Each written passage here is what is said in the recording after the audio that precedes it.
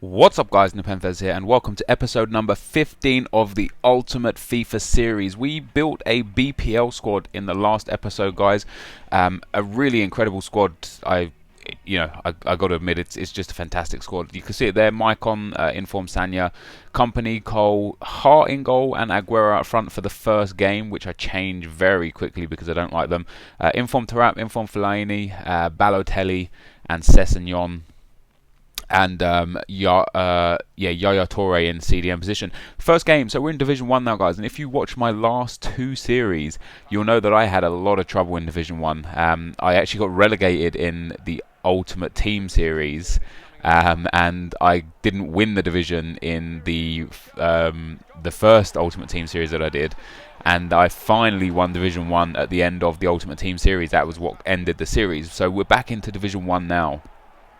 And I'll be honest, I was nervous. I mean, this team, I used the England team for 3 games, like I said, and after I won Division 2 with the England team, I knew that it wasn't going to compete in Division 1. I know the standard of the players in Division 1 and the standard of sweat in Division 1, and a team like that would have just got walked over game after game after game. You know, the defenders were too slow, the team just wasn't overly nice.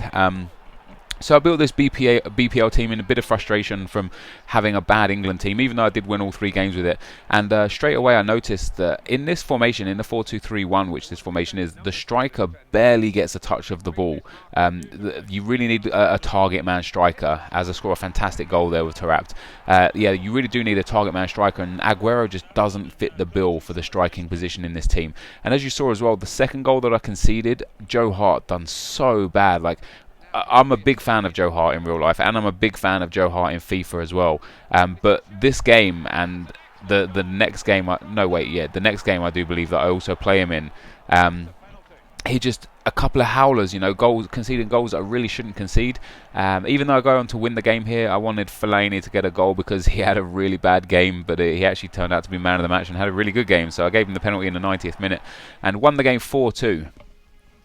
You can see there, Aguero didn't even have a shot that game. He barely got a touch of the ball. I did dominate the game. I did dominate the possession. Did pull out a 4-2 win and got the first 3 points in Division 1. Hopefully we can push on from here and go on and get another couple of wins this episode.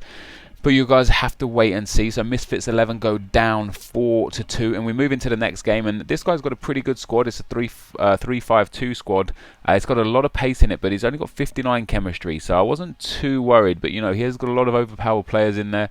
Muriel Insigne, I don't know how to pronounce his name properly. He's got David Luiz playing CDM, which is very strange. He's got Biabiany on the left hand side of midfield and Santana in defence. So there's a lot of overpowered players in this team, but the chemistry is really bad. And the 4-2-3-1 is a very, very good formation for countering the 3-5-2. But the guy does score in the 30th minute there with Wellington Nem, a very, very fortunate rebound off the goalkeeper. And that was Joe Hart again proving just useless, absolutely useless. It wasn't until the 55th minute that I got back into the game. Look at this for a finish from Balotelli outside of the right foot, curls it straight into the top left-hand corner.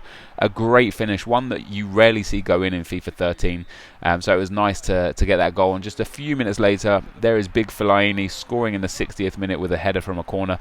The good thing about this team, actually, if you guys can ever afford to build this team, or maybe get the cheaper replacements, is that there is a lot of height in this team, incredible amounts of height and power. So for set pieces and corners, you're going to be able to defend them very well and attack them very, very well. It's a very strong team like that. I do go 3-1 up there with Mario Balotelli, guys. Scoring a bit of a lucky goal, bit of bad defending there that I capitalised on. He could have just cleared it. But I'm feeling confident now to get into the second win in the division. And look at that, from some bad defending from myself. And Joe Hart again just lets it roll past him. It wasn't an incredible shot, but it went in, and Joe Hart proving useless for the second game in a row. And after that game, I'd had enough of Aguero. I'd had enough of Joe Hart. Aguero again didn't even touch the ball in that game. As you can see at the end of the game, I actually had Neymar on the field because that's how badly Aguero was playing. We look at the match details again, a very even match. Now, like I said, the guy had poor chemistry and a really weird team, but it obviously worked out for him very well because he gave me a very tough game. I did walk away with the 3-2 win though, and another 3 points. So 6 points already in the league after the first 2 games. We're looking pretty strong. We can hopefully go on and push to win the title. But for the third game, in this episode, guys, just to show you the team there. I bought Hugo Lloris now.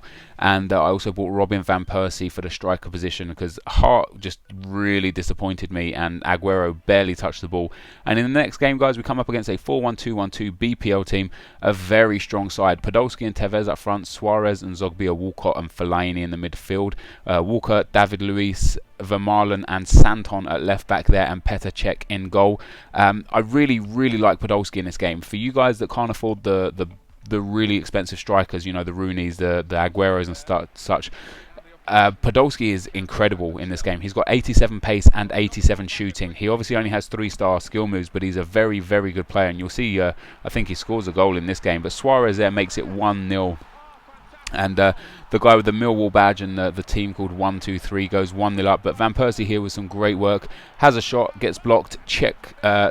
Yaya Toure there, not Czech Tiote, Yaya Toure there to put in the rebound to bring us back to 1-1.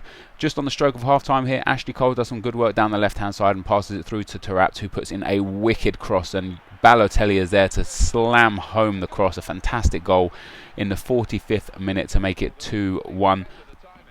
And I think that's actually how the game finished. It is how the game finished. So just 3 goals in that game. We go away with a 2-1 win. Pick up another win in the league. So, you know, we're only 3 points away from getting out of that relegation zone, which is exactly what we want. Completely dominated yet another game in this division.